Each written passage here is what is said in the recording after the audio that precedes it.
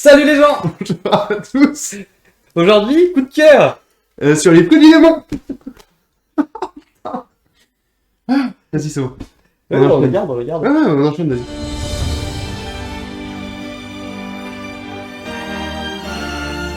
Aujourd'hui, on va parler de fruits du démon qu'on kiffe, donc on va en parler de deux chacun.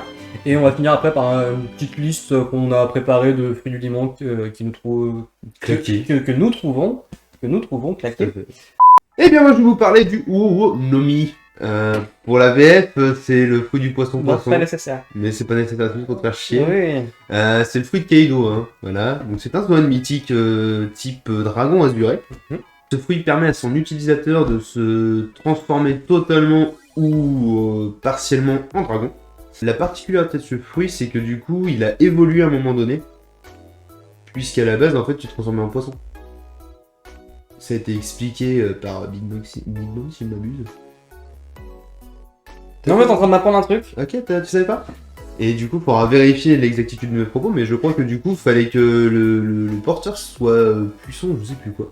Je vais mettre un truc qui clignote, genre c'est peut-être des conneries que je raconte Ouais. en dessous de toi. Ouais, je Ouais. pense. Ok. Il l'aurait fait évoluer au stade de dragon, du coup. Ok. Parce que du coup, je crois que Oda, il a créé ce fruit via une légende qui est que le poisson, il a remonté un courant. Ah bah le fameux truc du Magikarp. Oui. Ouais. Ça découle de cette légende-là. Ok. C'était une carpe en fait qui a remonté le C'est mont, peut-être c'est peut-être une version, éveillée du fruit en fait. Sûrement. Ok. Sûrement.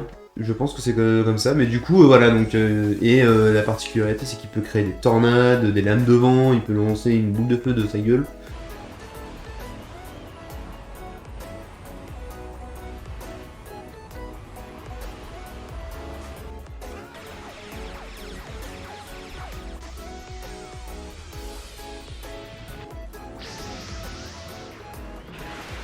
Je trouve le fruit ultra stylé, et si je devais en manger un, ce serait celui-là. Que je surkiffe les dragons. Mais du coup tu serais un petit poisson parce que t'es pas assez puissant. Qu'est-ce que tu racontes? Je suis le goat. Eh bien moi, un de mes fruits que je préfère, c'est le OPOP Nomi. Donc c'est le fruit de Trafalgar Law. Je pense que les gens qui connaissent One Piece quand même connaissent ce personnage-là. Mhm. C'est un fruit qui te permet de créer une salle d'opération dans laquelle, en gros, le possesseur du fruit peut contrôler plus ou moins tout ce qu'il veut. Voilà, et puis du coup, avec en plus la puissance de l'eau et l'éveil en plus du fruit, il peut faire quand même pas mal d'autres trucs. Mm. Il a réussi notamment à reproduire l'effet du fruit de Corazon récemment. Spoiler alert, pardon. Voilà, c'est un fruit qui coûte 5 milliards, il me semble. Il y a des primes sur les fruits, ça, je sais pas. Bah non, celui-là il était particulièrement recherché, il valait 5 milliards. Voilà, et il a un pouvoir ultime, a priori, qu'on n'a pas encore vu à l'action, mais qui permet de donner l'immortalité à quelqu'un. Mais je crois que oui, il a déjà été utilisé, mais du coup, c'est... Mais pas par l'eau en tout cas, enfin, on l'a pas vu Non. nous à l'œuvre. Non, non, Mais mais... visiblement, ça peut donner l'immortalité à quelqu'un en échange de la vie de son utilisateur. Voilà, et donc c'est un fruit qui est très très stylé. J'adore le personnage de l'eau, bien sûr. Il en a une très bonne utilisation quand il vole les cœurs à la Punk Hazard, c'est trop stylé. Quand il inverse les corps des gens, c'est génial. Et je vais pas spoiler ce qui se passe sur Wano avec l'éveil du fruit, mais c'est classe aussi. Du coup, c'est un de mes fruits préférés. En plus, il a une petite forme de cœur toute mignonne, rouge, un peu écarlate. Oui, c'est vrai qu'il est sympa. Donc en plus, le fruit en lui-même est plutôt plaisant visuellement. Et voilà. Ok. Et toi, du coup, ton deuxième fruit? Mon number 2. Ouais. Eh ben, hop, petit chapeau pour le code time, hop, tu vas impeccable. Du coup, c'est le Meramera-nomi. C'est quoi déjà le fruit du feu? Non. Je le dirai pas. Tu le sais en plus? Bah oui. Le pyro-fruit, voilà, merci. Un nom de merde, hein. Ça, pour le coup, on va pouvoir en débattre, hein, parce que les noms des attaques de merde en VF, Est-ce qu'il y a vraiment un débat?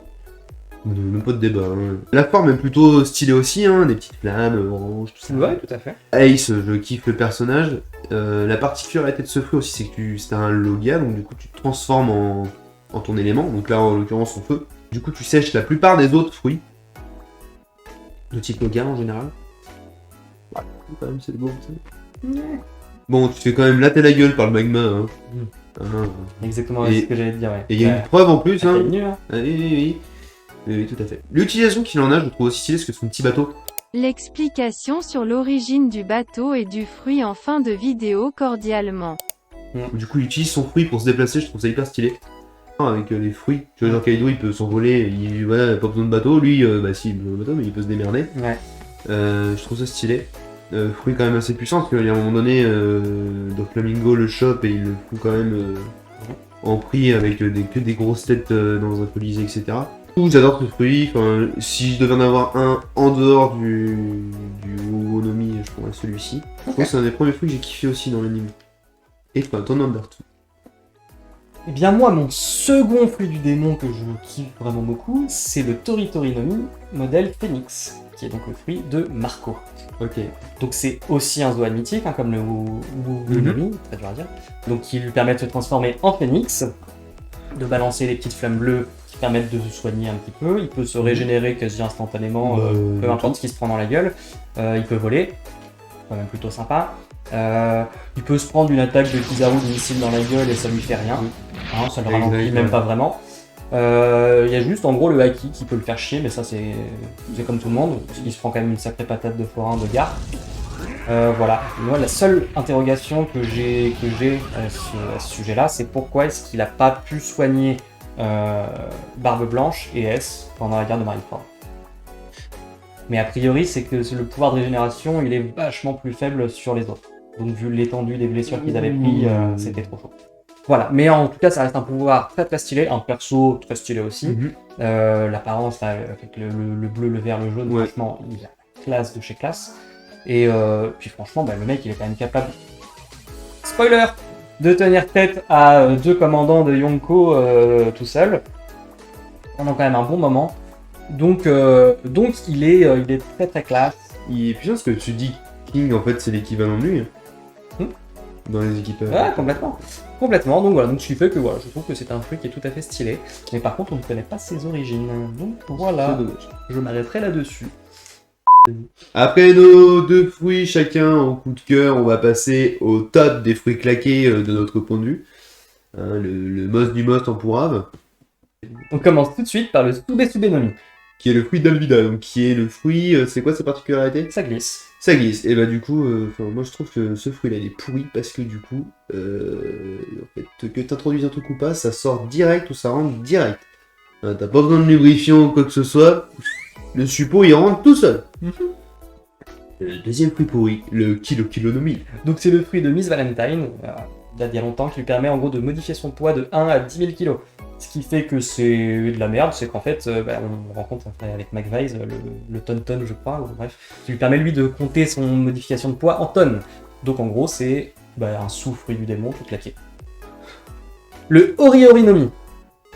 Donc c'est celui-là avec les barreaux. C'est ça. Ok, ouais, pour moi, ce fruit-là, tu vois, il a une vie antérieure en mode un peu fétichiste, sadomaso, un truc comme ça. Là, ils sont doigts d'œuf, c'est 50 nuances degrés. Ouais, c'est ça. Ouais. Tu vois, genre, elle doit avoir chez elle, mon gars, elle doit avoir une salle, elle doit avoir que des barreaux partout, des chaînes partout. Ouais. T'as intérêt à faire gaffe à ton gaga, parce que le clock. Le numéro 4, le Berry Nomi. C'est un fruit d'un marine, quand il se fait taper, il se transforme en boule. Voilà. Le Awa Nomi. Donc c'est celui de Khalifa. Et du savon. Du savon. L'avantage c'est que dans ta vie de tous les jours tu fais des économies de savon et que quand tu veux te laver t'as juste à aller te frotter dessus. Attends chérie, je suis pas assez propre. C'est ça, Ouais. et là tu refrottes un petit coup. Pas trop parce que sinon il y a d'autres savons qui sortent. J'ai honte. Oh non, elle est abusée. Ah, je la garde, je m'en vais les couilles. Ouais, je fais une excuse après pour le mode beau quand même. Et bien nous partons sur le Tamatama Nomi. C'est le fruit du baron Tamago. C'est un putain d'œuf. Oui. Le Washu Nomi. Donc c'est le fruit d'une marine, si je me trompe. La vie, ça vient à Tsuru. En gros, la meuf, c'est une machine à laver avec séchage intégré, quoi. Le Oya Nomi. Donc c'est le fruit de Daifuku, un des fils de Big Mom. Donc en gros, le mec, il a un génie qui lui sort plus ou moins de la bite. Le Nagi Nomi. Donc le fruit de Corazon, qui consiste à te mettre dans une bulle, c'est ça? Ouais. Totalement hermétique au son. Alors, en combat, ça sert à strictement que dalle. En revanche, dans la vie de tous les jours, moi je le voudrais bien, tu vois, quand il y a des casse-couilles qui te parlent, tu vois. Mais dans le truc. Mais sinon, il sert à que dalle, quoi. Tout à fait. Le Numa Nomi. Donc c'est un Logia, celui de Caribou. Ah oui. Donc un Logia, comme tu l'as bien précisé tout à l'heure avec le Meramera, tu te transformes en un élément. Donc Caribou, depuis qu'il a mangé son fruit, le Noma Nomi, est littéralement une merde. Mesdames et messieurs, jeunes gens, je tiens à m'excuser des vannes de gros beauf que j'ai pu faire, même si cela m'a été très plaisant à dire. Veuillez m'excuser, vraiment. Voilà, des bisous, au revoir. Ok. Merci d'avoir regardé cette vidéo. N'hésitez pas à nous partager dans vos commentaires vos fruits préférés et aussi accessoirement vos fruits les plus pourris. Si on en a oublié. Oui, On en a oublié. On se retrouve très vite pour une prochaine vidéo. Allez, ciao! Des bisous!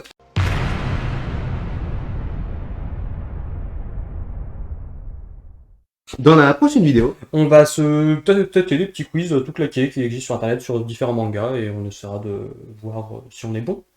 En fait, il s'est retrouvé quand il est parti tout seul à l'aventure sur une île presque déserte.